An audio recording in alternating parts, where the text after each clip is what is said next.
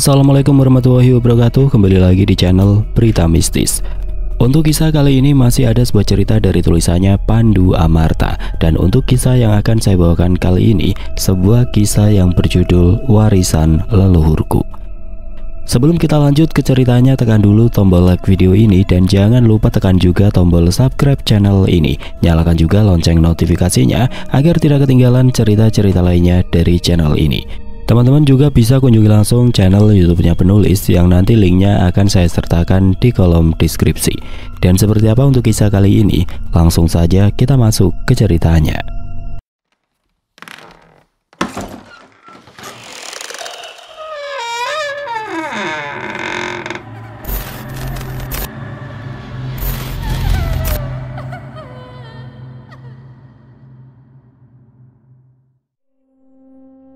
Aku Rama, aku berumur 20 tahun, aku hidup di perkampungan daerah Jawa Timur. Aku akan menceritakan hidupku yang dipenuhi dengan spiritual. Awalnya aku hidup normal seperti orang pada umumnya, tetapi setelah aku camping di atas alas Purwo, dan aku mendapatkan sebilah keris berbilah hitam dan di tengahnya berwarna putih. Dan hidupku mulai dikelilingi dengan hal-hal yang tidak kasat mata. Awalnya aku dan 3 sahabatku, sebut saja Tio, Dika, dan Aldi, sedang camp di alas Purwo untuk merayakan ulang tahun Dika. Saat itu kami semua seumuran dan kami masih menikmati masa lajang kami. Dan Tio ini adalah anak yang sangat peka dengan hal-hal mistis, karena kakeknya seorang ahli spiritual. Dari kecil Tio sudah dilatih sama kakeknya dan Tio ini memiliki ilmu kanuragan yang mahir. Saat malam minggu kami sedang ngopi di salah satu warkop dekat rumah Dika. "Guys, tanggal 14 September kalian free nggak?" tanya Dika pada kami bertiga. "Kalau aku sih akhir-akhir ini banyak free-nya, Dik," jawab Aldi. "Aku free, Dik. Kemarin proyekku udah selesai," saut Tio. "Kalau kamu gimana, Ram?" tanya Dika pada aku. "Sebenarnya kalau tanggal itu aku mau ke Jawa Tengah, Dik, nemenin bapakku." Bapakku bernama Hasan. Dia seseorang yang humoris, suka bercanda, tetapi dia sangat berwibawa. Sebenarnya ayahku mau ke rumah kakekku yang ada di daerah Jawa Tengah, dan aku disuruh menemaninya karena ibuku tidak bisa ikut, banyak pekerjaan di rumah. "Karena tanggal 14 September itu kan hari ulang tahunku, aku mau ngerayain dengan kegiatan camp di alas Purwo," ucap Dika. "Tepat itu," jawab Tio dan Aldi serentak. "Wah guys, kayaknya aku nggak bisa ikut," ucapku dengan lesu. Alas Purwo adalah salah satu hutan yang terkenal angker di daerah Jawa Timur, yang terdapat 2 kata, yaitu alas yang artinya hutan dan Purwo yang berarti permulaan. Jadi arti dari alas Purwo adalah hutan yang luas atau permulaan. Konon alas Purwo ini tempat kelahiran Yang Widi dan tempat kerajaan gaib berada. Akhirnya Dika merencanakan kegiatan camp itu cuma 3 orang saja.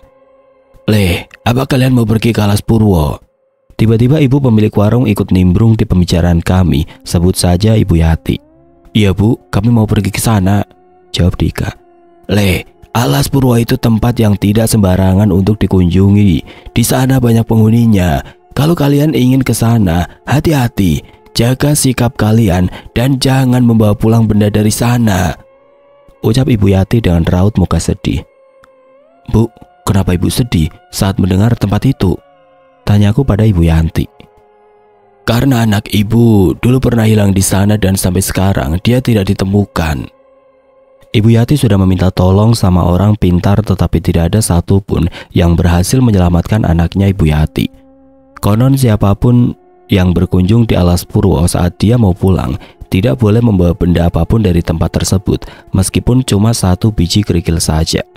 Jika membawa, baik disengaja ataupun tidak disengaja, akan disesatkan oleh penunggu hutan tersebut, dan bahkan akan dijadikan budak di alam gaib alas Purwo itu. "Nah yuk, jadi camp kita tidak sia-sia. Kita ke sana sambil nyari anaknya Ibu Yati," celetuk Dika lagi sambil melirik ke arah Tio. "Kamu kan dari keluarga yang ngerti spiritual, yo," ucap Dika memantapkan rencana itu.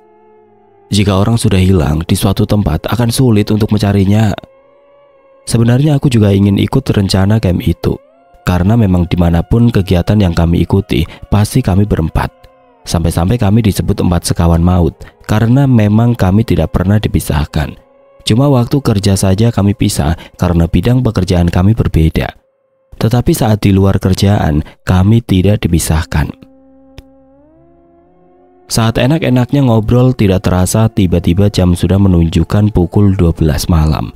Dan kami langsung pamit ke Ibu Yati untuk pulang. Aku pulang bersama Tio karena jalur rumah kami searah. Saat di jalan, aku dan Tio mengobrolkan rencana yang kami buat tadi. "Yuk, aku sebenarnya pengen ikut loh, tapi aku disuruh nemenin bapakku," ucapku pada Tio. "Halah Ram, lain kali kan bisa, kasihan bapakmu kalau untuk pergi sendiri. Kan lagi pula cuma camp biasa, bukan camp komunitas," ucap Tio menenangkanku. "Ya udahlah, lain kali aja dah." Komunitas yang dimaksud Tio adalah komunitas anak-anak pramuka, karena memang kami berempat sangat suka kegiatan-kegiatan perkemahan seperti itu. Jadi kami membuat komunitas untuk menampung anak-anak yang suka kegiatan-kegiatan seperti itu. Saat sampai di rumah, bapakku masih di depan teras sambil minum teh dan sebatang rokok di tangannya. "Assalamualaikum Pak," ucapku dan menyalami bapak. "Waalaikumsalam." "Sampai di mana saja? Kok jam segini baru pulang?" tanya bapakku. Aku duduk di sebelah bapak dan kami mengobrol sebentar. "Dari warungnya Bu Yati Pak, ngopi sama teman-teman." "Pak, apa bapak pernah ke Alas Purwo?" tanya aku pada bapak. "Ya pernah tole, setiap satu suro bapak kesana kok." Seketika aku keheranan mendengar ucapan bapak, karena aku tahu sendiri setiap satu suro bapak di rumah, tidak pernah pergi kemana-mana, mungkin cuma pergi kenduri saja di jalan. Bapakku tersenyum melihat aku kebingungan. Belum sempat aku bertanya lagi, tiba-tiba bapak berucap, "Kamu akan tahu setelah kita bertemu kakekmu besok tanggal 14 September Le," ucap bapakku sambil pergi masuk ke rumah. "Maksudnya gimana toh Pak?" Tidak menjawab pertanyaanku, bapak malah menyuruhku masuk. Saat di dalam ternyata bapak sudah membawa sebuah kotak kecil yang berukiran aksara Jawa. Aku sangat penasaran apa yang dimaksud perkataan bapak tadi, dan apa yang tidak aku ketahui tentang keluargaku. Yang aku tahu selama ini keluargaku hanyalah seperti keluarga pada umumnya. Ibuku seorang pembuat kue dan bapak hanyalah seorang petani. Dan kakak laki-lakiku adalah seorang guru di SMA. Hanya itu yang aku tahu. Aku tersentak kaget, tiba-tiba ada yang menepuk pundakku dan sambil berkata, "Ram, sebenarnya keluarga kita itu bukan keluarga sembarangan," ucap kakakku tiba-tiba. "Maksudnya gimana Mas? Aku kok tambah bingung dengan ini, dan apa yang belum aku ketahui tentang keluarga ini?" tanyaku pada kakakku. "Gini Ram, kamu akan tahu saat ketemu kakek besok." Oh ya, kakakku ini bernama Tirta Amarta. Aku dan kakakku ini selisih 5 tahun dan dia sudah menikah. Yang aku tahu di kakakku hanyalah seorang guru biasa. Di mana Tio berada? Setelah kita berpisah di perempatan, karena aku harus belok ke kanan dan Tio harus lurus, kita berpisah di perempatan jalan. Meskipun Tio punya rumah sendiri dan orang tuanya masih ada, tetapi Tio selalu tidur di rumah kakeknya karena hanya Tio yang menemani kakek dan neneknya. "Assalamualaikum, Mbah, Tio pulang," panggil Tio. "Waalaikumsalam, sebentar," saut nenek Tio. Ceklak, ceklak. Suara kunci pintu terbuka. "Oh, kamu ini kebiasaan. Kalau pulang selalu larut malam ya, yo," bentak neneknya Tio. "Ya ampun Ti, baru jam 12:30. Tio ini meskipun mahir dalam ilmu kanuragan, tetapi sulit sekali untuk dibilangi, karena memang Tio ini anaknya agak lain, alias selengekan. Aduh, aduh!" teriak Tio kesakitan karena telinga Tio yang kanan kena jurus jeweran kepiting milik utinya Tio. "Ada apa toko ribut-ribut? Ini udah tengah malam loh," ucap kakeknya Tio yang keluar dari kamar sholat. "Ini loh Nang, cucumu satu ini susah banget dibilangin," jawab neneknya Tio. Nang yang artinya Anang, panggilan seorang untuk seorang laki-laki yang sudah tua. Iya Ti, ampun, nggak tahu ulangi lagi kok," ucap memohon Tio. "Awas kamu ulangi lagi ayo, akan aku potong telingamu." Iya Uti." Saat Tio mau ke belakang, tiba-tiba kakeknya Tio berucap, "Yo, sini sebentar, Mbah mau bicara. Duduk sini dulu." "Mau bicara apa Mbah?" jawab Tio. "Apa kamu mau ke Alas Purwo yo?" "Iya Mbah, besok tanggal 14 September untuk merayakan ulang tahunnya Dika Mbah," jawab Tio keheranan kenapa kakeknya bisa tahu. Seperti yang di atas tadi, kakeknya Tio ini adalah ahli spiritual dan kakeknya Tio punya kelebihan yang bisa memprediksi apa yang akan terjadi ke depannya. Dan kakeknya Tio menceritakan yang akan terjadi saat Tio camp. Kamu nanti di alas puro akan mengetahui sesuatu yang kamu sendiri tidak menyangka. Dan kamu akan mendapatkan masalah karena salah satu temanmu akan membuat kesalahan yang fatal. Bahkan kamu sendiri yang mahir dalam ilmu kanuragan dan mengerti tentang spiritual tidak bisa menyelamatkan temanmu itu. Tetapi ada temanmu yang membantumu, entah siapa. Mbak tidak tahu karena mukanya sangat bersinar sekali. Tio diam mendengarkan dan memikirkan perkataan kakeknya itu. Karena memang kami berempat itu berbeda-beda sifat kami. Tio, dia anaknya selengekan atau suka bercanda, tetapi saat sudah berurusan dengan hal spiritual, dia yang paling serius. Dika, anak ini sebenarnya bisa mendapatkan situasinya jika saat berdebat dia selalu yang paling emosi. Saat ada masalah dia yang paling suka mengeluh, tetapi dia juga si paling banyak idenya. Aldi, ini anak yang paling rajin, gercep saat mengerjakan apapun, tetapi kelemahannya sama perempuan. Sedangkan aku sendiri, si paling pendiam, cuma ngikut-ngikut ketiga sahabatku itu. Kakek Tio tidak memberitahu masalah apa yang akan dia dapat di alas purwo. Sementara itu di rumahku, aku duduk bersebelahan dengan Mas Tirta dan Bapak duduk di depan kami. Tidak aku sadari tiba-tiba di atas meja sudah ada sebuah kotak kayu yang sudah sangat tua. Tidak ada yang istimewa dari kotak itu, entah apa yang ada di dalamnya. Kotak apa itu, Pak? Terus dapat dari mana? Tanyaku penasaran. Ini peninggalan buyutmu, Le. Ini Bapak dapat dari kakekmu. Dengan pelan-pelan Bapak membuka kotak tersebut dan mengeluarkan benda yang ada di dalamnya. Ada dua pasang keris berukuran besar yang dengan warna coklat dikombinasikan dengan ukiran khas Jawa. Lalu Bapak mengeluarkan lagi sebuah warangka tanpa ada kerisnya yang berwarna hitam legam, lalu tertulis aksara Sangsekerta. Aksara Sangsekerta itu jika diartikan tertulis Amarta, dan kata Amarta artinya adalah kehidupan. Dua keris tersebut adalah milik bapak dan kakakku. Untuk warangka itu nggak tahu itu punya siapa. Le, Ram, ini sudah waktunya bapak ngasihkan ini kepadamu, ucap bapak sambil menyerahkan warangka tersebut kepada aku. Aku menerima warangka itu dengan kondisi tambah bingung. Ada apa dengan keluargaku ini? Dan benda apa ini? Aku bertanya-tanya dengan diriku sendiri. Tenang Ram, gak usah bingung. Besok kamu akan mengerti saat bertemu dengan kakek, ucap Mas Tirta menenangkanku. Simpan benda itu dan bawa saat berangkat ke Jawa Tengah besok. Iya Mas. Lalu aku langsung menuju ke kamarku.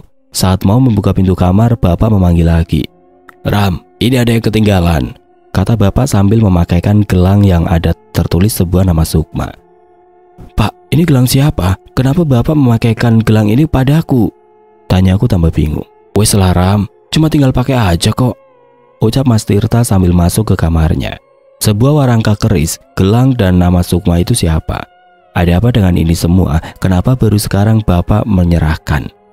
Aku tidak ambil pusing. Lalu aku letakkan warangka itu di lemari bajuku. Aku beranjak ke kasur dan istirahat. Saat sudah tidur, aku bermimpi berada di sebuah pura yang aku tidak tahu berada di mana.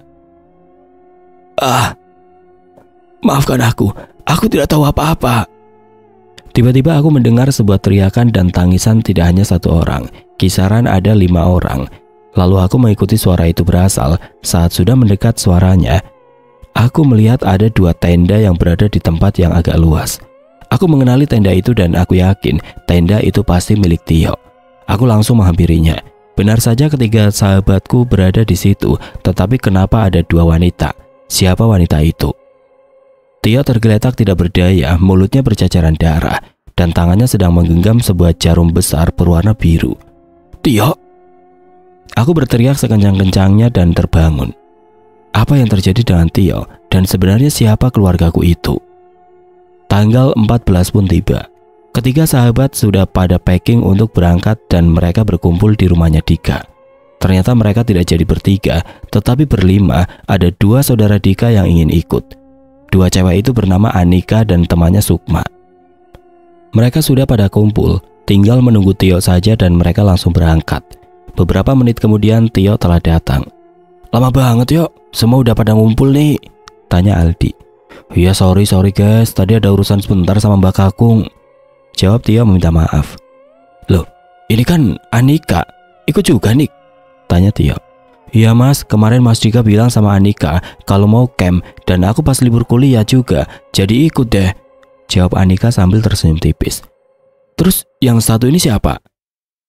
Saya Sukma mas, saya teman kuliahnya Anika.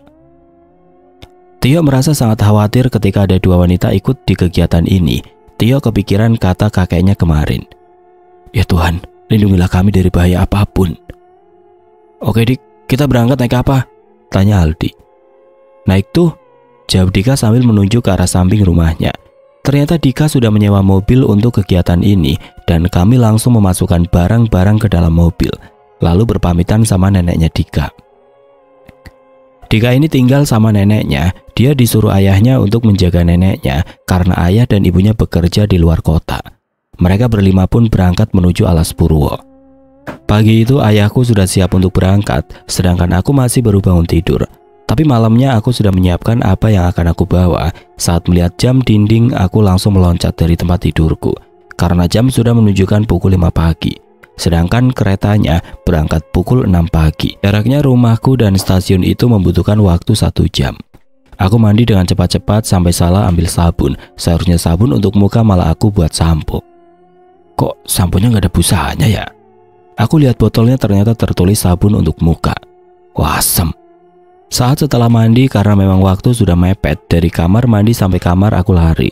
Sampai ibuku kaget dikira kambing bapak lepas karena handuk yang kupakai berwarna putih, persis dengan warna kambing bapak. Pak, bapak, teriak ibuku panik. Oh no, apa bu? Kambingnya ucul pak, lari ke depan tadi. Karena ibu teriak-teriak ada yang lari-lari ke depan, aku membuka pintu kamar dan mengeluarkan kepalaku. Bu, yang lagi lari Rama, bukan kambingnya bapak, teriakku dari kamar. Oh bocah kok, umpat ibu. Bapak hanya bisa tertawa sambil mengambil lauk tahu yang baru digoreng sama ibu. Bapak kebiasaan nyemilin lauk, teriak ibu. Kan ibu tahu sendiri bapak sukanya tahu, jawab santai bapak sambil berjalan ke depan. Rama, cepat habis ini kita berangkat. Iya pak, bentar masih pakai sepatu. Kemudian aku keluar dan sudah menggendong tasku. Ayo pak berangkat. Bentar nunggu bekal dari ibu. Karena tidak sempat untuk sarapan, jadi ibu membuatkan bekal supaya kami nanti bisa sarapan di jalan. Ini pak bekalnya, ucap ibu dari dapur. Tepat pukul 05.20 aku dan bapak berangkat menuju stasiun dengan menaiki sepeda motor. Nanti selama kita berada di Jawa Tengah, sepedanya akan ditaruh di stasiun. Singkat cerita, aku dan bapak sudah nyampe di stasiun dan langsung masuk ke dalam kereta. Saat di kereta, aku melihat seorang nenek yang melihatku dari kaki sampai kepalaku. Dia memperhatikanku dengan tajam. Tapi saat aku balik menatapnya, nenek itu senyum padaku dan aku senyum ramah padanya. Aku mulai duduk di belakang nenek itu dan bapak duduk di sebelahku. Perjalanan dari Jawa Timur ke Jawa Tengah membutuhkan waktu sekitar 5-6 jam. Mungkin nyampe di rumah kakek sekitar pukul 2 siang. Di perjalanan aku melanjutkan tidur dan aku bangun-bangun sudah sampai di stasiun.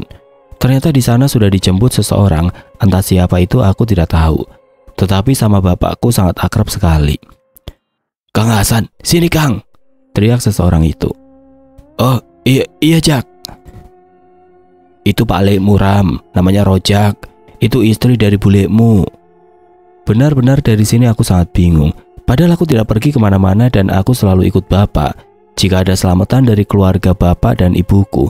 Tapi mengapa aku tidak mengetahui tentang bule dan Pak Leku? Bapak terdiri dari 6 saudara, 1 wanita dan 5 laki-laki. Bapak yang paling tua. Sedangkan ibuku 10 bersaudara dan ibuku yang terakhir. Aku dan bapak diantar Pak Lek ke rumah kakek dan nenekku. Aku nyampe di rumah kakek sekitar pukul 1:30 siang. Lingkungannya masih sangat asri, banyak pohon-pohon besar di sekitar rumah kakek. Rumahnya terbuat dari kayu jati dan berada di atas bukit. Assalamualaikum, kula nuwun, ucap bapak salam. Waalaikumsalam, monggo. Silakan masuk. Ya Allah, udah datang. Bagaimana kabar Le? Tanya kakek. Alhamdulillah sehat pak. Bapak sama ibu gimana, sehat? Alhamdulillah. Ini Rama yang kurcil dulu, sekarang sudah besar yo, tanya kakek. Enggak mbah, Uti di mana mbah? Apa le Ram? Uti di sini loh, jawab Uti dari arah belakangku. Segera aku menoleh ke belakang, aku beranjak menuju Uti untuk salim. Saat salim, Uti melihat gelang yang aku pakai. Walah, wes waktunya toh. Dari sini akan terungkap semua pertanyaan-pertanyaan di pikiranku. Setelah salim dengan Uti menunjukkan kamar yang akan aku tempati. Leram, nanti kamu tidur di kamar belakang ya, ucap Mbak Uti. Iya mbah, di mana saja, Rama bisa tidur kok. Ya sudah, sana istirahat dulu, Uti mau masak buat makan malam nanti. Iya Ti, Rama mau beres-beres bawaan dulu. Saat aku masuk ke kamar, aku dibuat takjub oleh kamar itu. Hiasan-hiasan Jawa dan ukiran-ukiran Jawa terpajang di setiap dinding kamar. Ada hal yang membuatku penasaran. Di dinding sebelah kanan kasur terpajang 5 buah wayang kulit. Aku menatap takjub dengan wayang itu. Gambarnya seperti orang yang memakai perhiasan emas dan memakai mahkota. Dan ada satu wayang yang membuatku tertarik. Saat aku menatap kelima wayang itu, terdengar suara dari arah pintu kamar. Gimana Ram? Bagus wayangnya. Mbah bikin kaget aja loh. Iya mbah, bagus. Mbah, apa wayang itu adalah Pandawa? Iya, itu Pandawa.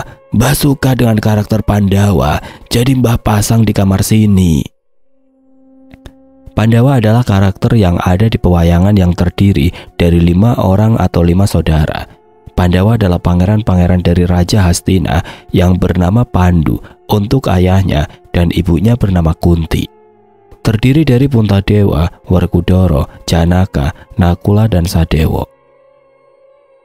Nanti malam, mbah tunggu di pendopo belakang rumah ya Ram. Jangan lupa benda yang dikasih bapakmu kemarin dibawa juga, ucap Mbah Kung. Iya mbah. Ya udah, istirahat dulu kamu. Aku rebahan di kasur sambil melihat 5 wayang kulit itu. Tidak sadar aku ketiduran. Aku bermimpi berada di pura yang sama dengan mimpi pertama. Aku kira akan mimpi yang sama. Tiba-tiba terdengar erangan seperti singa dan tiba-tiba angin berembus kencang. Apa sudah waktunya? Di mana sang putri? Kenapa Tuhan sendirian? Seekor singa bersayap. Siapa kamu? Jangan bunuh aku, jawab aku gugup ketakutan. Saking takutnya aku terduduk lemas. Tidak bisa berkedip, jantungku berdetak kencang sampai-sampai aku hampir pingsan. Jangan takut Tuan, perkenalkan aku Lamtasari. Sudah lama aku menunggumu, ucap sosok itu sambil memperkenalkan diri. Baru saja dia memperkenalkan dirinya, tiba-tiba angin kencang berhembus dan terdengar suara besi beradu. Tuan, saya tinggal dulu, ada masalah di wilayah ini. Nanti Mbak Sarto akan menjelaskan semuanya, ucap makhluk itu sambil terbang dan melesat menuju sumber suara itu. Sarto adalah nama kakekku. Setelah makhluk itu pergi, aku dibangunkan dengan teriakan bapak. Rama, bangun, ayo cepat ke pendopo. Kakek sama palikmu sudah menunggu. Cepat bangun Ram, teriak bapak dari luar kamar. Iya pak, bentar. Jangan lupa warangkanya dibawa Ram. Iya pak. Aku langsung bangun dan cuci muka terlebih dahulu di kamar mandi. Setelah itu aku langsung menuju ke pendopo yang berada di belakang rumah. Di pendopo sudah ada 3 orang laki-laki yang sedang duduk berhadapan. Ada 3 tirai putih yang dibentang lebar, seperti layar pertunjukan wayang kulit, dan terdapat 5 wayang kulit yang tertancap di pohon pisang yang berada di bawah layar itu. Ama, cepat ke sini, teriak kakekku. Aku segera lari menghampiri mereka bertiga. Tidak aku sadari bahwa di sekeliling pendopo sudah banyak makhluk-makhluk yang mengerikan. Mulai dari naga yang berwarna hitam, ada manusia yang memiliki tanduk seperti banteng, dan ada singa memiliki sayap persis yang ada di mimpiku. Aku baru melihat makhluk-makhluk itu saat sudah sampai di pendopo. Aku ketakutan dan langsung duduk di dekat bapak. Apa, kamu melihat makhluk-makhluk itu? Tanya bapak padaku. Iya pak, aku melihatnya. Tenang, itu bukan makhluk yang jahat. Naga hitam itu namanya Santika. Dia berasal dari alam naga. Manusia yang bertanjuk itu adalah Lembuto. Dan singa bersayap itu namanya Lamtasari pak. Sebelum bapak menyebutkan namanya sudah aku potong. Kamu sudah tahu namanya? Tanya kakekku. Sudah mbah, tadi waktu tidur aku bermimpi bertemu dia. Ya sudah, kakek akan memulai menjelaskan semuanya Rama. Pasti kamu banyak pertanyaan tentang ini semua. Sebelum kakek menjelaskan, kamu duduk di depan kakek. Perintah kakek. Aku beranjak duduk di depan kakekku, lalu kakek meletakkan tangannya di dahiku dan aku disuruh untuk memejamkan mataku. Aku terdengar kakek membacakan sebuah mantra, entah mantra apa itu. Sejatine manungsa, iku ciptaan Pangeran Gusti Allah. Kabeh sing ana iki mung lantaran sing wis ditakdirke kudu dilakoni. Sambungke rong alam iki. Saat kakek menyelesaikan ucapannya, badanku sungguh sejuk dan bersinar biru, dan terasa badanku memiliki kekuatan dan pikiran seperti banyak ilmu-ilmu pengetahuan. Warangka yang di dekat bergetar, dan gelang yang aku pakai juga menyala biru terang. Sudah, buka matamu dan kembali di sebelah bapakmu. Enggak mbah. Setelah itu baru kakek menjelaskan semuanya. Di tempat sahabat-sahabatku berada, Dika, Tio, Aldi, Anika dan Sukma, mereka berlima setelah berpamitan sama neneknya Dika, mereka mulai perjalanan menuju di mana tempat yang sudah disepakati, yaitu Alas Purwo. Mereka berangkat sekitar jam 7:30. Saat di dalam mobil mereka mengobrol dengan santai. Anika, Sukma, dan Aldi membahas tentang kuliahnya. Karena dari 4 sahabat ini yang kuliah hanyalah Aldi, jadi Aldi sedikit nyambung dengan 2 wanita ini. Ya, seperti biasa si Aldi sedikit caper sama 2 wanita ini. Anika sudah semester berapa? Tanya Aldi. Sudah semester 4 mas. Oh iya, kalau Sukma sama semester 4 juga? Tanya Aldi ke Sukma. Enggak mas, saya sudah semester 7. Kok bisa kenal sama Anika? Apa satu jurusan? Enggak mas, saya jurusan sejarah sedangkan Anita jurusan bahasa. Jawab Sukma dengan nada lembutnya. Sedangkan Dika dan Tio membicarakan Aldi. Lihat tuh, temenmu Yok. Kalau ada cewek cantik bisa saja modusnya. Biarinlah, udah wataknya begitu Dik. Sebenarnya aku juga males denger kalau Aldi sudah sama cewek-cewek. Jawab Tio. Setelah obrolan singkat Tio dan Dika itu, mereka berdua hanya diam saja, jarang mengobrol. Karena Tio selalu bengong memikirkan perkataan kakeknya. Di malam itu kakeknya Tio ngasih sebuah jarum besar dan panjang sebesar tongkat komando tentara. Jarum itu bukan sembarangan jarum, itu adalah pusaka milik kakeknya Tio yang dikasih oleh seseorang. Tio, besok kalau kamu ke Alas Purwo bawa benda ini untuk jaga-jaga, karena apa yang kakek bicarakan tadi takut benar-benar terjadi. Ini bukan sembarangan besi jarum. Coba lihat ini. Kakek membacakan sebuah mantra. Tiba-tiba jarum besar itu menyala biru dan berubah menjadi kecil seperti jarum pada umumnya.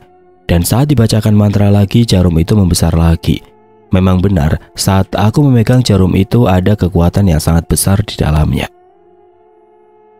Sepanjang jalan hanya terdengar obrolan ketiga orang yang cuma membahas tentang perkuliahan dan kampus saja.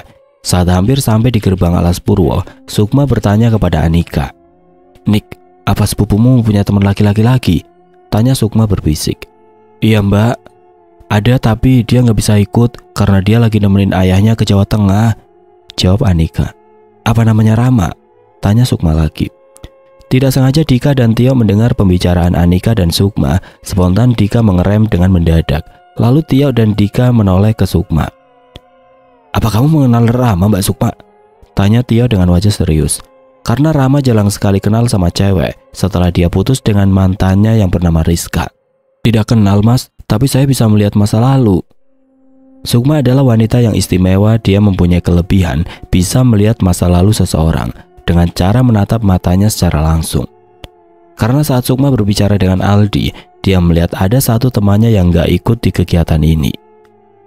Dika melanjutkan perjalanannya dan sudah memasuki wilayah Alas Purwo. Entah kenapa saat memasuki di Alas Purwo, langit mendadak gelap seperti mau hujan dan disertai angin. Dika tetap melanjutkan mobilnya dan berhenti di kantor pengelola hutan untuk menitipkan mobilnya dan meminta izin untuk camping di sana. Pak, permisi, ucap Dika. Oh iya mas, silahkan masuk. Ada yang bisa saya bantu mas? Saya dan teman-teman saya mau camping di tempat ini, Pak. Apa diperbolehkan? Tanya Dika lagi. Ada berapa orang? 5 orang, Pak. Boleh saja, tapi ada peraturan yang harus dipatuhi di tempat ini. Karena tempat ini adalah salah satu hutan lindung, Mas. Apa saja peraturannya, Pak? Ini, Mas. Petugas hutan itu menyerahkan selembar kertas yang berisi peraturan-peraturan yang berlaku di situ, dan kertas itu berisi: yang pertama, tidak boleh merusak tumbuhan yang ada di hutan, sekecil apapun itu. Tidak boleh memberi makan hewan yang ada di hutan. Tidak boleh membawa pulang tumbuhan, benda, hewan, dan apapun itu yang berada di dalam kawasan hutan. Dan yang keempat, bersopan santun. Berikut isi kertas yang diberikan petugas. Baik, Pak, terima kasih. Dan saya titip mobil saya di kantor sini ya, Pak. Iya, Mas, tetapi mohon dikunci mobilnya, karena kalau malam tidak ada yang menjaga. Baik, Pak, terima kasih. Permisi, Pak. Setelah mendapatkan perizinan, Dika keluar dari kantor menuju ke teman-temannya. Gimana, Dik? Dapat izin dari petugas hutan? Aman, guys, kita sudah diizinkan sama petugas ini. Oke, kita langsung saja cari tempat untuk mendirikan tenda. Oke, meluncur, jawab serentak mereka berempat. Saat mereka mau jalan, tunggu, panggil petugas dan lari menuju ke mereka. Iya, gimana, Pak? Saya lupa, ini hari Kamis, Mas, malam Jumat Legi. Jika kalian ingin camping, jangan mendekati goa atau pura ya. Memangnya kenapa, Pak? Karena setiap malam Jumat Legi, di goa atau pura selalu ada cahaya biru yang menyala, Mas. Entah itu hal baik atau hal buruk. Demi keselamatan kalian, jangan mendekati itu ya. Baik, Pak, terima kasih sudah mengingatkan kami. Kalau begitu, kami permisi, Pak. Dan kami langsung mulai berjalan memasuki hutan untuk mencari tempat untuk mendirikan tenda kami. Langit masih tertutup dengan awan hitam, seolah sudah tidak mampu untuk menahan jatuhnya air hujan. Guys, kita cari tempatnya dan segera mendirikan tenda kita, ucap Tio gelisah. Beberapa menit kemudian mereka mendapatkan tempat yang strategis untuk kegiatan mereka. Mereka langsung mendirikan tendanya dan waktu sudah menunjukkan pukul 3:30 sore. Sukma yang basicnya anak yang memiliki kelebihan, dia bisa melihat hal yang tidak kasat mata dan dia sudah melihat sosok yang aneh sedang memperhatikan mereka. Sosok itu berwujud seperti monyet, tetapi dia memakai mahkota di kepalanya. Astagfirullah. Ada apa, Mbak Sukma? Tanya Aldi. Tidak apa-apa, Mas. Mata saya kelilipan, jadi saya istighfar. Jawab Sukma berbohong, karena Sukma kira cuma dia yang bisa melihat makhluk itu. Saat Sukma mau mengambil minum di tasnya, Tio menghampirinya. Mbak Sukma juga melihatnya? Tanya Tio pada Sukma. Loh, Mas Tio juga bisa melihat? Saya kira cuma saya yang bisa melihat, Mas. Bisa, Mbak. Bahkan saya dari kecil sudah bisa melihat hal-hal yang tidak kasat mata. Semoga tidak ada yang mengganggu ya, Mas, ucap Sukma lagi. Tio hanya menghela nafas panjang karena dia masih tetap kepikiran perkataan kakeknya. Tio melihat temannya satu persatu dan dia berucap, apapun yang terjadi, aku akan melindungi kalian semua. Tenda mereka sudah terpasang. Tio dan Dika bertugas mencari kayu bakar untuk membuat api unggun. Sedangkan Aldi disuruh mencari air di sungai. Anika dan Sukma menyiapkan bahan-bahan untuk memasak. Nika, masak bakso dulu apa sop? Tanya Sukma. Bakso dulu aja, Mbak Sukma, yang simpel.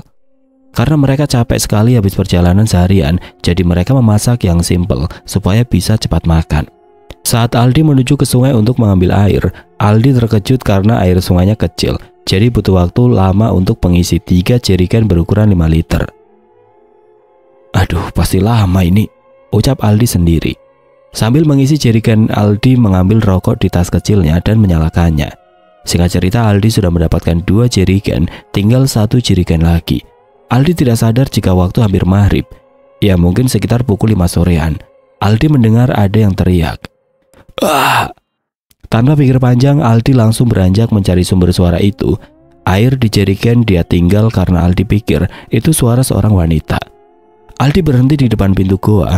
Langit sudah gelap. Aldi celingukan mencari-cari yang berteriak tadi. Siapa yang berteriak tadi? Padahal sumber suaranya dari sini tadi. Aldi pikir wanita itu ada di dalam goa. Aldi lalu masuk ke dalam. Tio, Dika, Anika, dan Sukma sudah menyelesaikan tugasnya masing-masing. Dia baru sadar kalau Aldi belum kembali.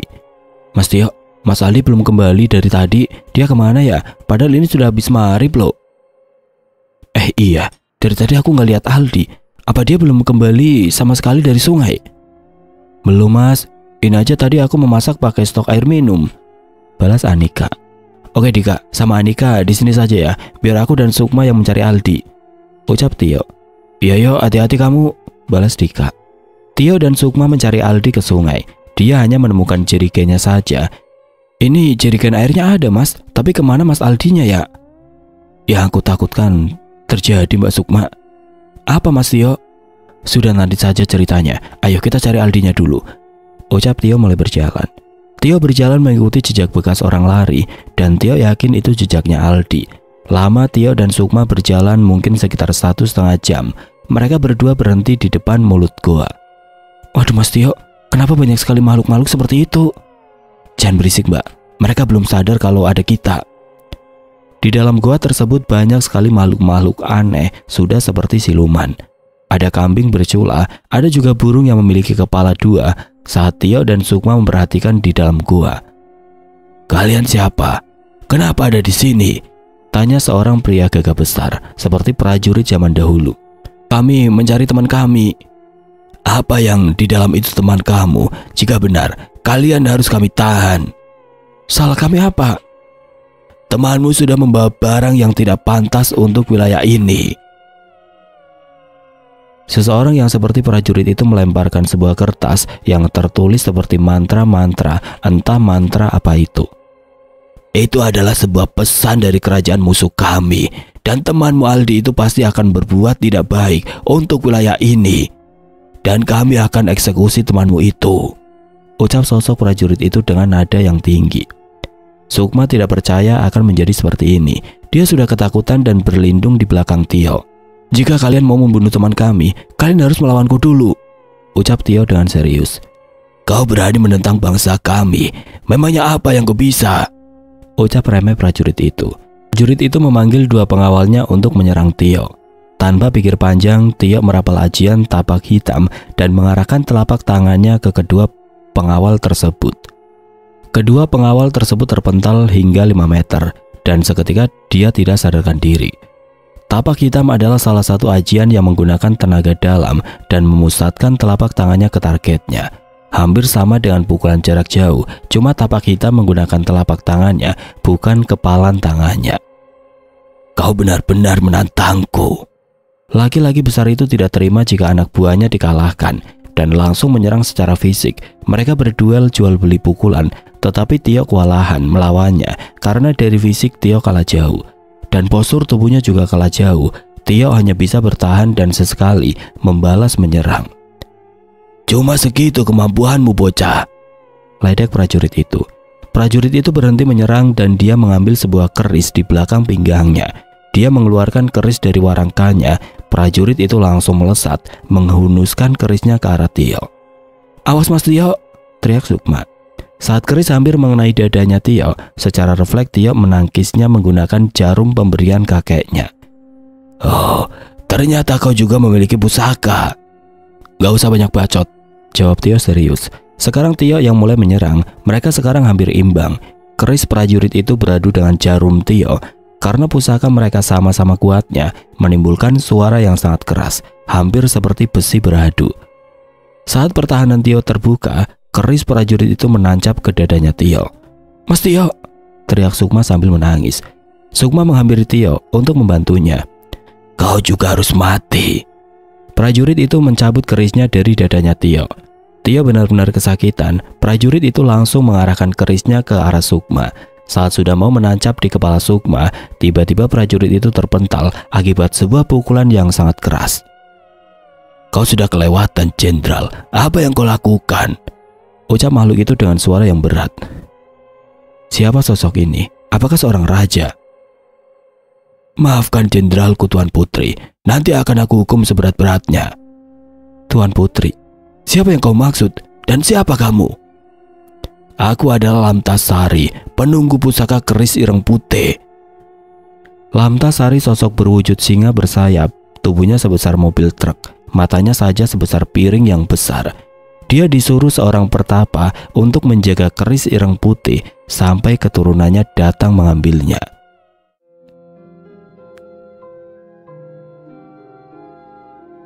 Oke teman-teman, sampai di sini dulu ceritanya. Nantikan kelanjutan kisah ini di video berikutnya. Agar tidak ketinggalan, klik tombol subscribe channel ini dan nyalakan lonceng notifikasinya. Wassalamualaikum warahmatullahi wabarakatuh.